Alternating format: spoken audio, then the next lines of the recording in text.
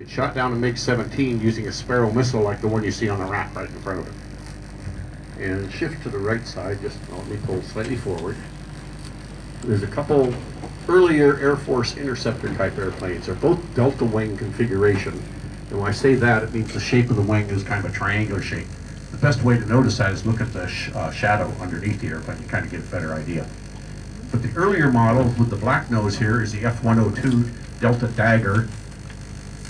It was probably supersonic in a dive. I don't think it was capable of supersonic speeds in level flight.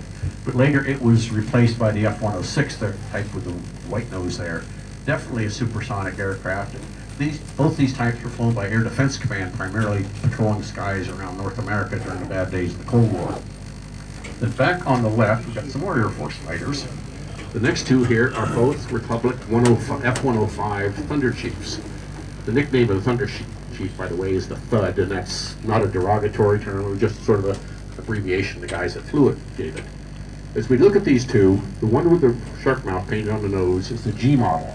That's a two-seat airplane. It's got two canopies up there. And on the tail it says WW. That stands for Wild Weasel. The Wild Weasel airplane's mission was to go in advance of the main strike forces into North Vietnam to try to get the North Vietnamese missile sites to lock onto them.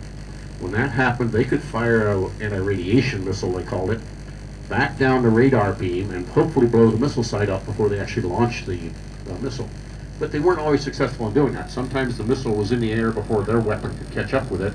Then they'd have to dive at the missile with the airplane here and go into a really violent maneuver and just to shake the missile off of their tails. The missile can't turn as tight as an airplane could. So that's where the term Wild Weasel came from. Even with all that, though, they still had the highest casualty rate of any of the fighter bomber types of the Vietnam conflict. The second 105 here is a single-seat version, the Delta model. It's a straight fighter bomber type that flew a lot of missions in Vietnam. You notice on the canopy, or right below the canopy, it says Captain John Hoffman. And on the engine intake, it says Big Sal. Well, about, probably 10 years ago now, retired Colonel John Hoffman happened to be out taking his tram ride. He did not know that airplane was here with his name on it.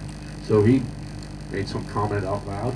The driver overheard him, and they got talking about 105s in general. And finally, the driver asked him, "Okay, what about the name Big Sal?" He said, "Where's that come from?"